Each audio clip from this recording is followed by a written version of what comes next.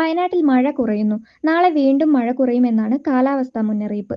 നീരൊഴുക്ക് കുറഞ്ഞതിനാൽ ബാണാസുര സാഗർ ഡാമിലെ ഷട്ടറുകൾ രണ്ടും 5 സെന്റിമീറ്റർ വീതം താഴ്ത്തി.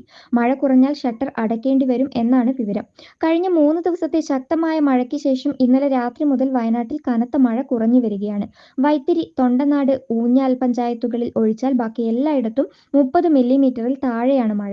എന്നാൽ പനമരം, നീർവാരത്ത് 58 മില്ലിമീറ്റർ മഴ കഴിഞ്ഞ ദിവസം പെയ്തു. ഇന്ന് പകൽ ഭൂരിഭാഗം പ്രാദേശിക ഇടങ്ങളിലും മഴ 10 മില്ലിമീറ്ററിൽ താഴെയായിരുന്നു.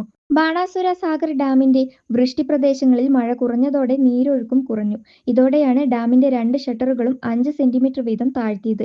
2 ഷട്ടറുകളും 15 സെന്റിമീറ്റർ വീതം ഉയർത്തിയാണ് 18 ഘന അടി വെള്ളം സെക്കൻഡിൽ കാരമാൻ തോട്ടിലേക്ക് ഒഴുക്കിവിടുന്നത്. വരും ദിവസങ്ങളിൽ ഗ്രീൻ അലർട്ട് ആയതിനാൽ മഴ കുറയുമെന്നും നീരൊഴുക്ക് കുറയുമെന്നുമാണ് പ്രതീക്ഷ. അങ്ങനെ വന്നാൽ 2 ഷട്ടറുകളും നാളെ അടയ്ക്കാൻ സാധ്യതയുണ്ടെന്ന് ഡാം അധികൃതർ പറഞ്ഞു. മഴ കുറഞ്ഞതോടെ അവധി ദിനമായതിനാലും ഇന്ന് വയനാട്ടിൽ കൂടുതൽ വിനോദസഞ്ചാരികൾ എത്തി. ബാണാസുര സാഗർ ഡാമിൽ ഷട്ടർ തുറന്നതിനാലും ബോട്ടിംഗ് ഉൾപ്പെടെ നടക്കുന്നതിനാലും ധാരാളം പേരാണ് മഴക്കാല ടൂറിസം ആസ്വദിക്കാനായി എത്തിയത്.